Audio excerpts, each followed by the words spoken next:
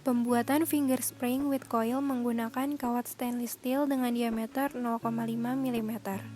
Cara pembuatannya adalah dengan membentuk ujung kawat sebesar sepertiga lebar mesiodistal gigi dan sejajar mahkota gigi.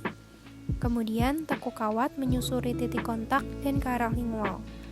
Pada bagian lingual, sekitar 2 mm di bawah servikal, buat coil berbentuk satu lingkaran penuh.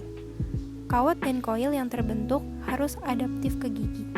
Begitulah cara pembuatan finger spring with coil.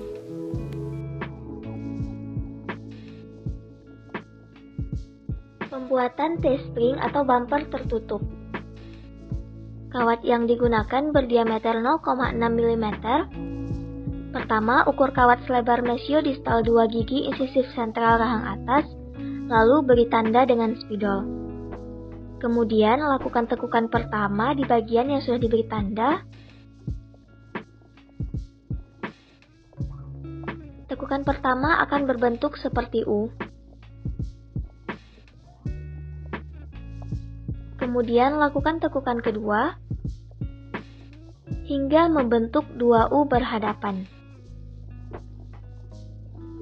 Letakkan kembali kawat di sepertiga tengah palatal insisif sentral dan beri tanda untuk tekukan kedua. Tekuk kawat hingga terbentuk bumper tertutup atau T-spring. Terakhir, bentuk loop di kaki T-spring sebagai retensi kepala tum. Berikut hasil T-spring yang akan digunakan untuk mendorong gigi insisif sentral rahang atas ke labial.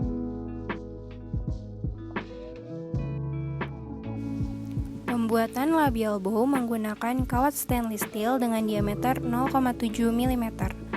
Langkah pertama pembuatannya adalah dengan membentuk kawat dengan jari sesuai dengan bentuk lengkung gigi. Tandai pada midline dan kedua titik tempat untuk membengkokkan kawat. Bengkokkan kawat tegak lurus pada titik tersebut.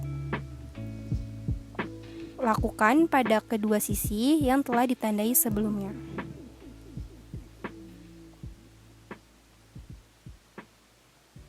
Kemudian, cobakan pada model dan tandai 1 mm untuk membentuk loop berbentuk U.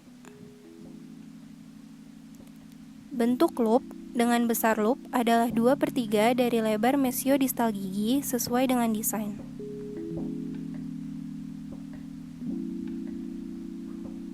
Cobakan kembali pada model dan tandai titik dan bengkokkan kawat pada titik tersebut sebagai lengan busur ke arah palatal pada titik kontak dan melewati oklusi.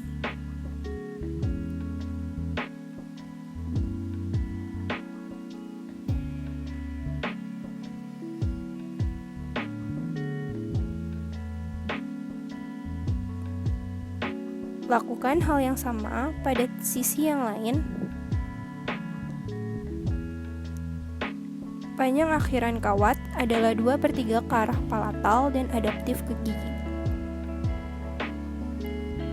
Begitulah cara pembuatan labial bow. Pembuatan Adam Class.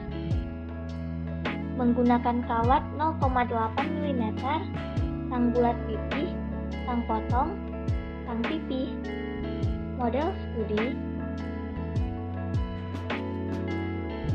spidol, dan penggaris. Pertama, siapkan kawat 0,8 mm, luruskan kawat dengan bantuan tang.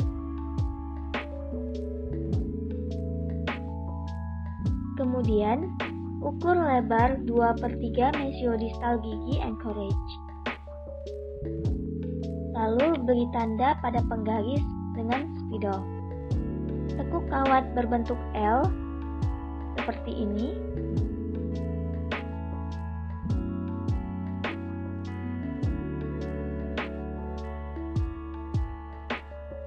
Kemudian lakukan tekukan kedua sesuai ukuran yang diberi tanda pada penggaris.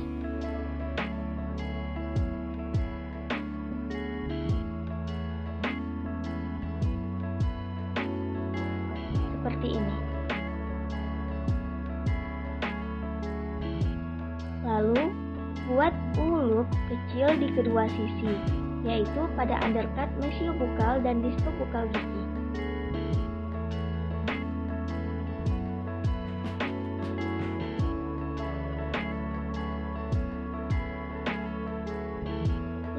pertama akan terlihat seperti ini. Dan hasil loop kedua seperti ini. Kemudian, tekuk kedua loop 45 derajat ke undercut gigi sebagai retensi.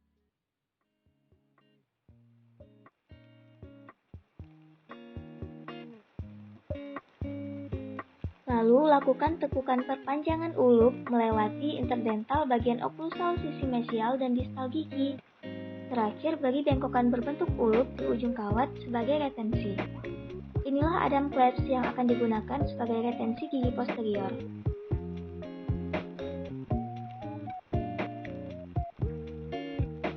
Pembuatan basis dari wax. Pertama, potong lembaran wax menjadi 2 bagian. Lunakkan wax dengan cara dilewatkan di atas api. Lalu, tekan pada bagian palatal ataupun lingual pada model. Kemudian potong wax sedikit demi sedikit di atas tepi servikal gigi. Kemudian pasang klemer-klemer pada gigi, lalu panaskan wax di sekitar retensinya. Kemudian lunakkan lagi lembar wax yang kedua dan tempelkan di atas wax yang pertama. Lalu potong pada servikal gigi dan palatal, lalu rapikan dan haluskan serta dikilapkan. Setelah pembuatan basis dari wax, yang akan dilakukan yaitu pemasangan sekrup ekspansi. Dengan ketentuan, sekrup ekspansi mengarah ke anterior. Lalu, sekrup ekspansi jika maksila diletakkan di antara premolar 1 dan premolar 2, sedangkan di mandibula sejajar dengan caninus.